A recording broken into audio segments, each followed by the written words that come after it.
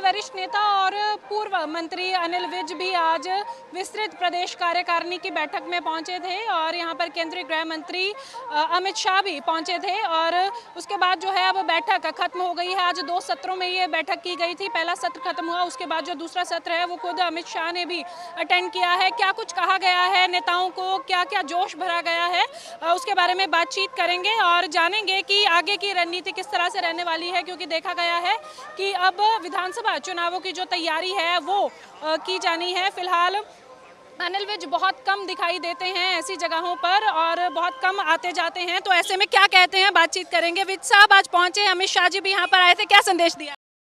नहीं, अमित शाह जी पूरी तरह से सारे कार्यकर्ताओं को एनर्जाइज करके गए हैं और अमित शाह जी आधुनिक भारत के चाणक्य हैं। राजनीति की छोटी से छोटी बारीकियों को जानते हैं।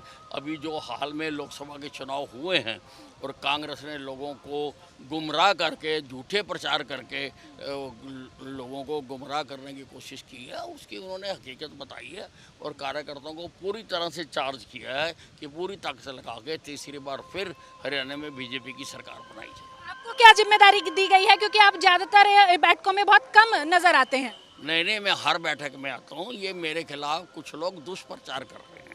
मैंने देखिए लोकसभा का चुनाव पूरी ताकत लगा के लड़ा और अब मेरे अम्बाला कैंट से हम जीते हैं। मेरी बात सुनो, अभी रोहतक में मीटिंग हुई थी, मैं उसमें भी गया था।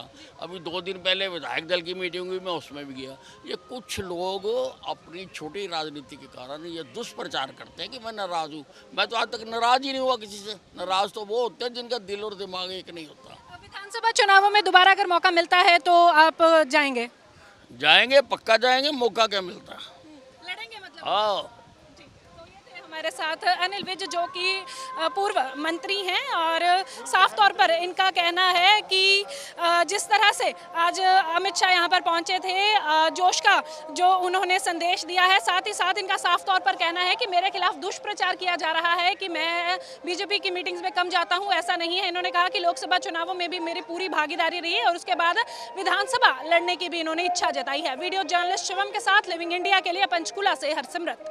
वरिष्ठ नेता और पूर्व मंत्री अनिल विज भी आज विस्तृत प्रदेश कार्यकारिणी की बैठक में पहुंचे थे और यहां पर केंद्रीय गृह मंत्री अमित शाह भी पहुंचे थे और उसके बाद जो है अब बैठक खत्म हो गई है। आज 2 सत्रों में ये बैठक की गई थी। पहला सत्र खत्म हुआ, उसके बाद जो दूसरा सत्र है वो खुद अमित शाह ने भी अटेंड किया है। क्या कुछ कहा गया है, नेताओं को क्या क्या जोश भरा गया है, उसके बारे में बातचीत करेंगे और जानेंगे कि आगे की रणनीति किस तरह से रहने वाली है, क्योंकि देखा गया है कि अब विधानसभा चुनावों की जो तैयारी है वो की जानी है। फिलहाल अनिल विज बहुत कम दिखाई देते हैं ऐसी जगहों पर और बहुत कम आते जाते हैं, तो ऐसे में क्या कहते हैं बातचीत करेंगे। विज साहब आज पहुंचे, अमित शाह जी भी यहाँ पर आए थे, क्या संदेश दिया?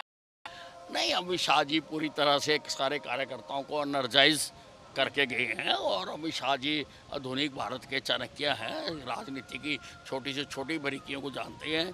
अभी जो हाल में लोकसभा के चुनाव हुए हैं और कांग्रेस ने लोगों को गुमराह करके, झूठे प्रचार करके लोगों को गुमराह करने की कोशिश की है, उसकी उन्होंने हकीकत बताई है और कार्यकर्ताओं को पूरी तरह से चार्ज किया है कि पूरी ताकत लगा के तीसरी बार फिर हरियाणा में बीजेपी की सरकार बनाई जाए। आपको क्या जिम्मेदारी दी गई है, क्योंकि आप ज्यादातर बैठकों में बहुत कम नजर आते हैं? नहीं, मैं हर बैठक में आता हूँ। ये मेरे खिलाफ कुछ लोग दुष्प्रचार कर रहे हैं।